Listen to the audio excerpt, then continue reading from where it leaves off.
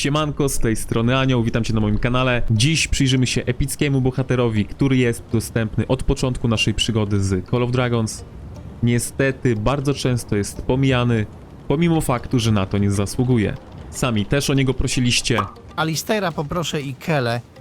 a co do Kelly to szanujmy się. Nie będę o niej nic mówił, to bohaterka tylko do farmienia. Wielu farmerów jest podobnych, drzewko mają praktycznie takie samo. Film o farmerach jest już na kanale. Zdecydowana większość rzeczy w nim zawartych jest aktualna.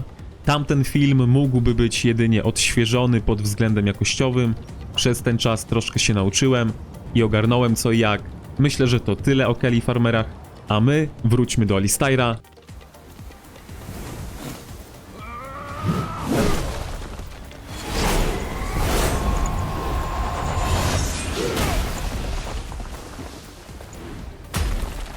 Rycerza królewskiego dworu o dziwnym pseudonimie. Jest to dowódca do jednostek kawalerii, który może być całkiem wytrzymały, jak na bohatera od jazdy. A to wszystko zawdzięcza swoim umiejętnościom oraz talentom. Ale zanim zaczniemy, zapraszam do pozostawienia suba, łapki, dzwona, a to wszystko po to, żebyście nie byli stratni o cenną wiedzę. Zaczynajmy. Umiejętność numer 1, włócznia osądu. Alistair zadaje obrażenia celowi i 2 pobliskim legionom, obrażenia o współczynniku 600, łącznie to 1800, naprawdę mocne obrażenia, genialna umiejętność na smoczy szlak, na polu bitwy również przyjemna, gdy przyjdzie wam się zmierzyć z więcej niż jednym legionem. Co prawda kawaleria woli z reguły wysokie obrażenia w jeden cel, żeby szybko wyeliminować wrogi legion, a to wszystko dzięki swojej umiejętności pasywnej o nazwie Nieugięty Pośpiech, która pozwala użyć nam umiejętności bohatera od razu po zderzeniu z legionem dystansowym. Mimo to ta umiejętność Alistaira może okazać się dobra w późniejszym etapie gry, gdy większość osób będzie biegała na kilka legionów tych samych jednostek. Jak na epickiego bohatera naprawdę dobra umiejętność. Nie pozostaje mi nic innego jak ocenić ją na 5. Umiejętność numer 2. Poświęcenie. Legion Alistaira zyskuje 10% HP i 10% ataku fizycznego. Dla porównania Bakshi również daje nam 10% HP, ale jego atak jest zdecydowanie większy. Mimo to jak na bohatera epickiego jest to bardzo dobra umiejętność o wysokich procentach. Kolejna 5. Przypominam, że 5 u epickiego nie jest równoznaczna z 5 u bohatera legendarnego. Wiadomo, że wymaksowany legendarny bohater będzie lepszy niż epicki, a przynajmniej tak powinno być. Umiejętność numer 3. Utrzymaj linię. Umiejętność pod rally, nieużyteczna w walce. Poza tym umiejętność wpadania w szał Alistaira traci swoją wartość w rally. Chodzi mi tutaj o te dodatkowe cele podczas używania tej umiejętności. Mi się wydaje, że ta trzecia umiejętność została dodana tylko po to, żeby go skrzywdzić. Gdyby Alistair miał tutaj coś pod bitwę, coś pod wojnę, jakieś statystyki do kawalerii, to myślę, że byłby w gronie top 3 najlepszych epickich bohaterów, a tak niestety za tę umiejętność mogę dać mu 0. Uwierzcie mi, naprawdę nie chcecie robić z niego dowódcy rally. Umiejętność numer 4. Światło Sorlanda. Gdy legion Alistaira ma więcej niż 50% pozostałych jednostek, ma 20% szans na ripostę i pasję, czyli premię do obrażeń od kontrataku o 30% oraz 30% prędkości akumulacji szału na 3 sekundy. Ten efekt można aktywować raz na 5 sekund. Tutaj również wrócimy do Bakshiego, bo żeby wydać ocenę, musimy być relatywni w stosunku do innego bohatera. Jak widzicie, umiejętność Bakshiego jest bardzo podobna, z tą różnicą, że Bakshi aktywuje jeden efekt, a Alistair aktywuje je 2 naraz. Akumulacja szału jest identyczna, reszta efektów z dużą przewagą po stronie Bakshiego. Poza tym ta część z premią do kontrataków spełni swoje zadanie dobrze jedynie w przypadku elfiej kawalerii, gdyż ona zadaje 100% podstawowego kontrataku, a kawaleria walcząca w zwarciu zadaje jedynie 50% obrażeń od kontrataku. Dla kawalerii dystansowej ta umiejętność jest dobra, mógłbym dać tutaj nawet 4, natomiast dla kawalerii walczącej w zwarciu ten efekt aż tyle nam nie da, ale na 3 zasługuje, bo to są zawsze jakieś tam obrażenia. Gdyby to był zwiększany atak fizyczny chociażby, to byłaby to inna gadka. Pamiętajcie o tym, że kontratak to połowa tych podstawowych białych obrażeń i działa tylko wtedy, gdy ktoś ma wasz legion na celowniku. Dlatego z reguły wolicie, jak jest zwiększany atak ogólnie albo atak fizyczny, a niekoniecznie kontratak lub atak normalny. Umiejętność numer 5. Przebudzenie. Przysięga rycerska. Jednostki kawalerii dowodzone przez Alistaira zadają 10% więcej obrażeń od normalnego ataku i otrzymują 10% mniej obrażeń. Pytanie, czy słowo dowodzone ma tutaj znaczenie? Jak wiecie, w wielu umiejętnościach każde słowo ma znaczenie. Czy Alistair musi być dowódcą, żeby te efekty działały? Spokojnie, znam odpowiedź. Odpowiedź, której nie poznasz nigdzie indziej w internecie. A odpowiedź brzmi następująco. Tak, ta umiejętność działa nawet gdy Alistair jest zastępcą. Tu macie raport. I jak widzicie, mamy bonus zarówno do ataku, jak i do zmniejszonych obrażeń. Pomimo tego, że Alistair był zastępcą. A to oznacza, że sama umiejętność jest naprawdę bardzo dobra i mogę ją ocenić na 5. Podsumowując, Alistair ma 19 na 25 punktów. Jest to 76%, co daje nam ocenę dobrą. Tak jak wspomniałem wcześniej, gdyby Alistair w trzeciej umiejętności miał coś innego, mógłby to być naprawdę bohater z górnej półki. Atak jest po prostu solidny, ale niewybitny i szybko będzie grzał ławę, jeśli troszkę popracujecie nad legendarnymi bohaterami. Ma całkiem tankowne skille, poza tym ma dostęp do drzewka przeżywalności, które jeszcze bardziej wzmocni jego wytrzymałość. Warto zaznaczyć, że ludzie mają taką cechę, że atakują w pierwszej kolejności słabszych.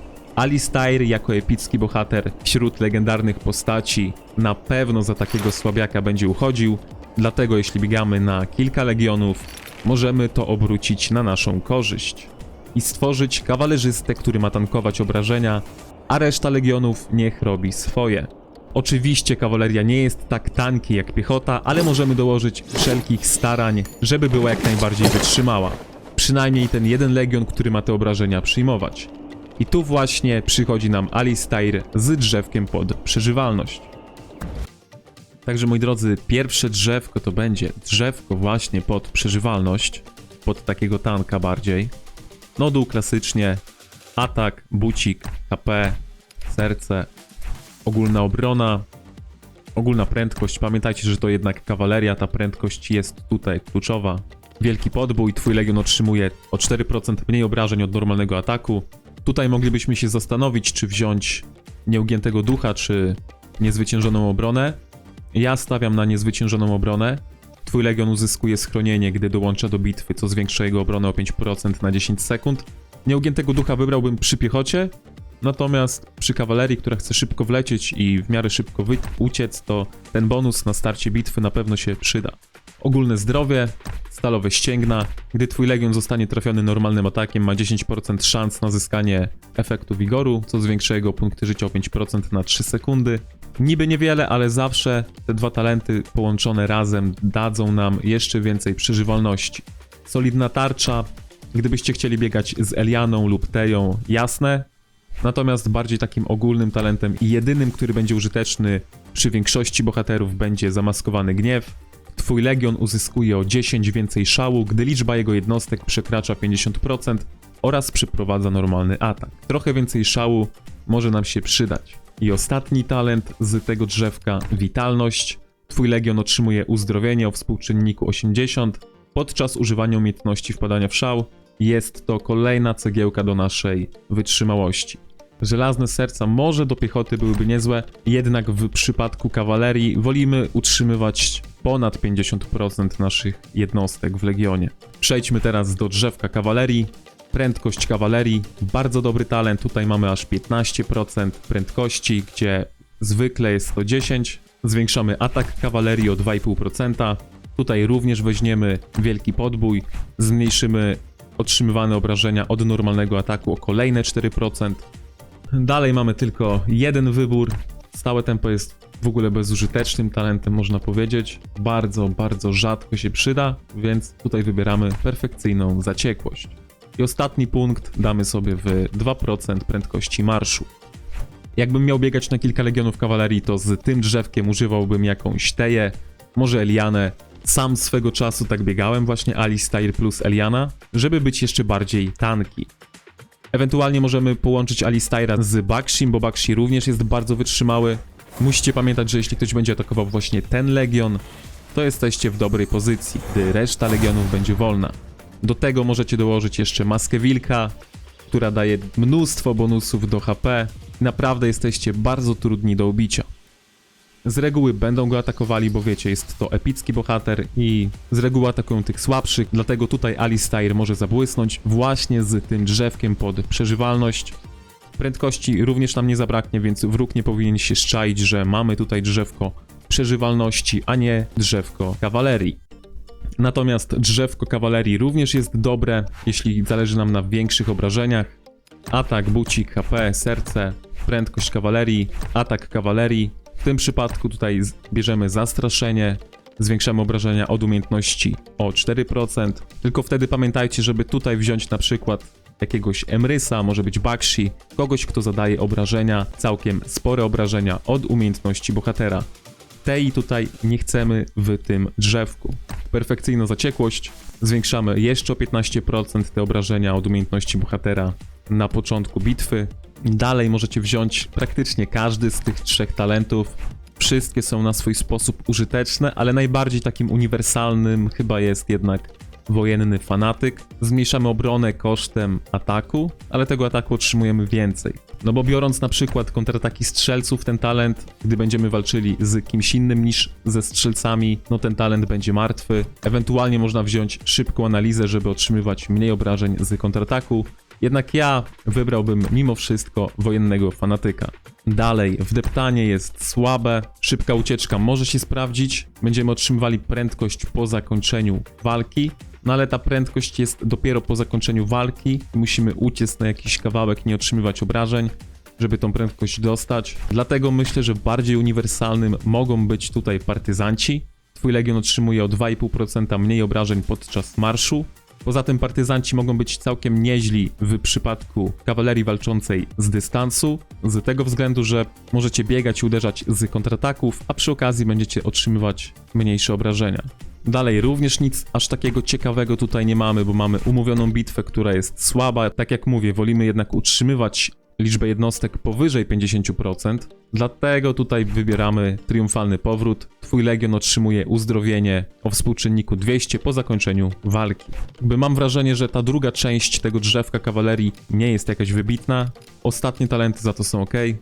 Jak macie kawalerię walczącą w zwarciu, to na jednym legionie wziąłbym nieunikniony. Jeśli twój legion składa się wyłącznie z jednostek kawalerii, spowalniają one przechwycone wrogie legiony, które zmniejsza ich prędkość marszu o 30% i obronę o 5% na 3 sekundy. Ten efekt można aktywować raz na 30 sekund. Ten talent właśnie wystarczy wziąć na jednym legionie, żeby mieć łatwiejszy dostęp do wroga, żeby nam za daleko nie uciekł. Natomiast nareszcie wziąłbym znak krwi. Legion zadaje dodatkowe obrażenia podczas używania umiejętności wpadania w szał o współczynniku 150. Jest to również jedyny słuszny wybór w przypadku kawalerii walczącej na dystans. Dalej przejdziemy sobie w drzewko przeżywalności, bo w drzewku kawalerii nie mamy już aż tak zbyt wiele ciekawych rzeczy. Ogólna obrona, możemy wziąć prędkość marszu, możemy wziąć szybką analizę, wielki podbój. Twój legion otrzymuje o 4% mniej obrażeń od normalnego ataku. Niezwyciężona obrona. Twój legion uzyskuje schronienie, gdy dołącza do bitwy, co zwiększa jego obronę o 5 sekund na 10%. Oraz ostatni punkt w HP, które jest bardzo, bardzo ważne. Tak prezentowałyby się te dwa drzewka. Jeśli chodzi o to, z kim możemy go łączyć, możecie wybrać swojego najsilniejszego kawalerzystę do pary i będzie to dobre połączenie. Tak jak mówiłem w innym filmie, kawaleria ma szeroki wachlarz bohaterów. Wybór pary jest tutaj ogromny.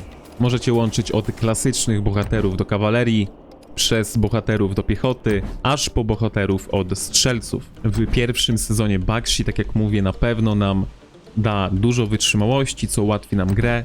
Możecie też na początku przygody, tak jak ja, biegać również Alistair plus Eliana. To też jest bardzo przyjemny, tanki marsz. Wiadomo, kawaleria ma przewagę szybkości i to wy decydujecie, kiedy chcecie walczyć, a kiedy nie. A chcecie walczyć mając przewagę liczebną, atakując pojedyncze legiony, magów czy strzelców. Dlatego potrzebujecie dużo bohaterów i jeszcze więcej jednostek, żeby naprawdę był sens wychodzić kawalerią w pole. Bo jednym legionem kawalerii to można co najwyżej pozabijać farmy w pierwszym sezonie. Z upływem czasu im silniejszy jest przeciwnik, tym potrzebujecie więcej legionów, żeby zawsze z tych ataków wychodzić na plus. Oczywiście to samo tyczy się wszystkich innych jednostek. O wiele przyjemniej biega się na 5 legionów dystansowych niż na 1, ale w przypadku kawalerii to ma jeszcze większe znaczenie, bo jesteście na froncie, jesteście narażeni na ataki. Poza tym więcej bohaterów to więcej obrażeń od umiejętności, dlatego ilość jednostek i ilość dostępnych marszów ma ogromne znaczenie w przypadku tej jednostki. Top 1 artefaktem dla kawalerii są ostrza źródła, reszta legendarnych artefaktów również daje radę, możecie śmiało wychodzić. Maska jest super, jeśli chcecie być wytrzymali, dla Alistaira jak znalazł. Możecie również używać kła Shkari, uniwersalny fajny przedmiot pod obronę. Fajne w nim jest to, że można go tak naprawdę założyć na każdy legion i on działa z każdym legionem. Piórko, jeśli chcielibyście być szybcy, też sobie poradzi. A z epickich na wyróżnienie ze względu na swój efekt zasługują płaszcz podstępu, który zapewnia niewidzialność dla naszego legionu, oraz kwiat powrotu, przydatny na polowaniu na farmy w pierwszym sezonie, gdy polujecie bardzo daleko od swojego miasta jednym legionem. Wtedy, gdy wróg was zauważy, podniesie alarm i wyśle w waszym kierunku 10 legionów kawalerii, wy za pomocą tego przedmiotu teleportujecie się bezpiecznie pod swoje miasto.